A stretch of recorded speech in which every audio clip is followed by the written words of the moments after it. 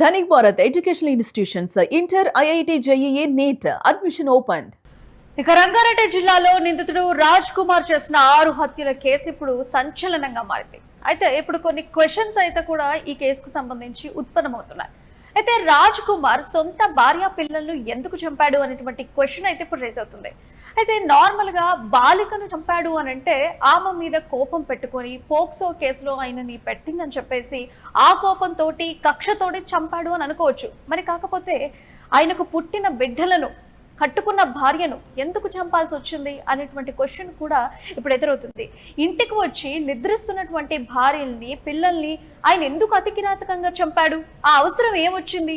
అంటే భార్యకు ముందుగానే విషయం తెలుసా? చంపేసి వచ్చిన తర్వాత భార్యకు చెప్పాడా?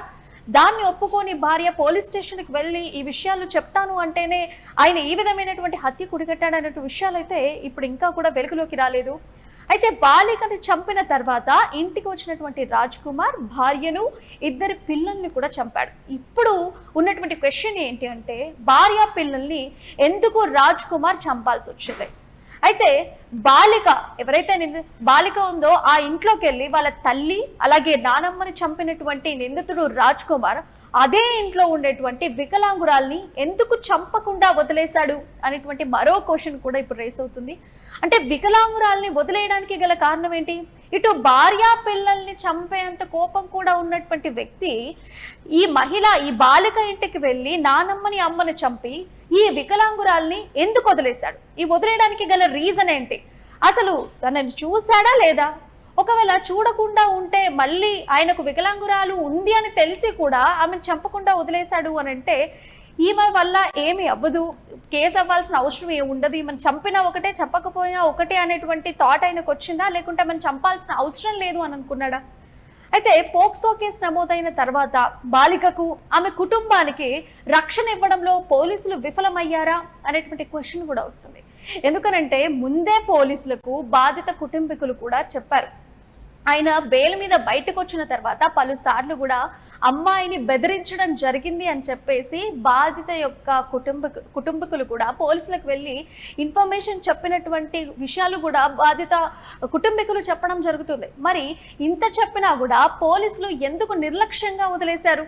అంటే ఏమి చేయడం అనుకున్నారా? లేకుంటే అవంతా ఫ్యామిలీ ప్రాబ్లమ్స్ లాగే ఇదంతా ఉంటుంది అని పక్కకు పెట్టేశారా పోలీసులు? మరి పోలీసులు నిజంగానే విఫలమయ్యారు అని మీరు అనుకుంటున్నారా? ఇప్పుడైతే ఆ క్వశ్చన్ అయితే ఉత్పన్నమవుతుంది.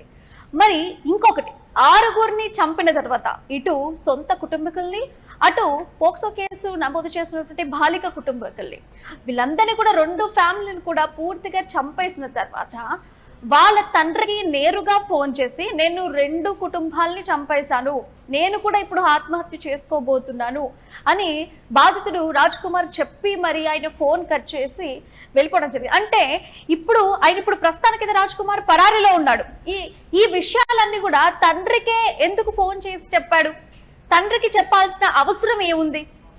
అంటే తండ్రికి ఓన్లీ ఈ 2 విషయాలు మాత్రమే చెప్పాడా? మన కుటుంబీకుల్ని బాలిక కుటుంబీకుల్ని చంపేశాను, నేను కూడా చనిపోబోతున్నాను అనేటువంటి విషయాన్ని మాత్రమే తండ్రికి చెప్పాడా? అది కాకుండా ఇంకేమైనా విషయాలు కూడా చెప్పాడా? ఇంకొకటి ఇక్కడ ఏంటి అనంటే నేను కూడా ఆత్మహత్య చేసుకోబోతున్నాను అని తండ్రికి చెప్పాడంటే పోలీసులను పక్కదారి పట్టించేటువంటి కోణంలో ఆలోచించి చెప్పండి అంటారా? అంటే రాజ్ కుమార్ ఎలాగో ఆత్మహత్య చేసుకుంటున్నానని చెప్పాడు కాబట్టి పోలీసులు లైట్ తీసుకుంటారు, ఆయన ఎక్కడొక్కడ చనిపోయి ఉంటాడు అనే ఉద్దేశంతో పోలీసులు వదిలేస్తారు అనుకున్నాడా? అసలు ఏ కారణంతో వాళ్ళ నాన్నకు ఈ విషయాలన్నీ కూడా వాళ్ళ నాన్నకు చెప్పడం వెనుక అసలు కారణం ఏంటి? అంటే వాళ్ళ నాన్న పోలీసులకు చెప్పడు అని అనుకున్నాడా? చెప్పినా పోలీసులు ఏం చేయర్లే అనుకున్నాడా? లేకుంటే కేవలం పోలీసులను తప్పుదో పట్టించడానికి మాత్రమే ఆయన ఈ కోణంలో ఆలోచించి ఇలాంటి ఒక నిర్ణయం తీసుకొని నాన్నకు ఫోన్ చేసి చెప్పాడా? అంటే ఇంకా కూడా ఓన్లీ ఇవి 2 విషయాల గురించి చెప్పాడా? మళ్ళీ తండ్రికి ఇంకా ఏమైనా విషయాల గురించి చెప్పాడా? ఇంకొకటి, పోక్సో కేసు పెట్టిన సమయంలో మరి పోలీసులపై వేటు వేస్తారా సరిగ్గా వాళ్ళు స్పందించలేదని చెప్పేసి ఈ విషయం కూడా ఇప్పుడు ఒక క్వశ్చన్ గా మారింది. అయితే ఇంకొకటి, పోలీసులు అర్ధరాత్రి మృతదేహాలను ఎందుకు తరలించారు? పోలీసులు అంత హుటాహుటిన తరలించాల్సిన అవసరం ఏమొచ్చింది అని చెప్పేసి కూడా ఇలాంటి క్వశ్చన్స్ అన్ని కూడా ఇప్పుడు ఉత్పన్నమవుతున్నాయి. అయితే మొత్తంగా చూసుకుంటే రాజ్ కుమార్ ఇంత అతి కిరాతకంగా కేవలం ఆయన మీద పోక్సో కేసు పెట్టినటువంటి మహిళని మాత్రమే కాకుండా ఆ బాలిక కుటుంబీకుల్ని మాత్రమే కాకుండా తను లవ్ చేసి పెళ్లి చేసుకున్నటువంటి ఫ్యామిలీ అంటే వాళ్ళ భార్యని కూడా చంపేసి కడుపులో పుట్టినటువంటి 2 బిడ్డల్ని పసికందుల్ని కూడా చంపేసి ఆయన వెళ్ళిపోవడం వెనక అసలు ఏం ఆలోచించుకున్నాడు అంటే నాకు ఇంకెవరు వద్దు, నాకు ఇంకెవరితో అవసరం లేదు, నేను ఇంకా జైలుకి వెళ్ళేసి వచ్చాను, నేను సైకోలాగానే బిహేవ్ చేస్తాను అని ఆయన అనుకున్నాడా, లేకుంటే సొంత ఫ్యామిలీని ఎందుకు చంపేసుకున్నాడు రాజ్ కుమార్? అసలు ఈ విషయాలన్నీ కూడా ఒకంత అర్థం కాని విధంగా కనిపిస్తున్నాయి. ఎందుకంటే బాలికను చంపారు, బాలిక కుటుంబీకులను చంపారు అంటే వాళ్ళ మీద కక్ష పెంచుకొని బాలిక కుటుంబీకుల్ని చంపాడు అని అంటే ఓకే, ఆయన కోపంతో కక్ష కొద్దీ అలా కోపోద్రేకంతో చేశాడు అని అనుకోవచ్చు. కానీ 2018లోనే ఆయన లవ్ చేసి మాత్రమే పెళ్లి చేసుకున్నాడు. ఇది పెద్దలు కుదిర్చింది కూడా కాదు. లవ్ చేసి పెళ్లి చేసుకున్నటువంటి భార్యని, పుట్టినటువంటి పిల్లల్ని ఎందుకు ఇంత కిరాతకంగా చంపాల్సిన అవసరం ఏమొచ్చింది?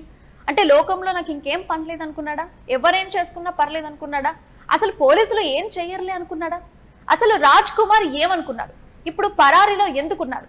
ఒకవేళ ఆయన ఎక్కడున్నాడు? ఆయనకు ఇంకెవరైనా హెల్ప్ చేస్తున్నారా? ఆయనకు తోడుగా ఉన్నారా ఈ హత్యలో?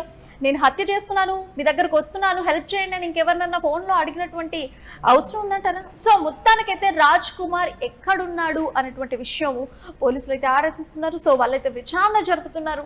సో మొత్తానికైతే ఈ న్యూస్ ఇప్పుడు రాష్ట్రంలో నిజంగా చూస్తున్న వాళ్ళందరినీ కూడా భయాందోళనకు గురి చేస్తుంది. ఒక విధంగా అందరూ కూడా శోక సముద్రంలో ఉన్నట్టుగా కూడా తెలుస్తుంది.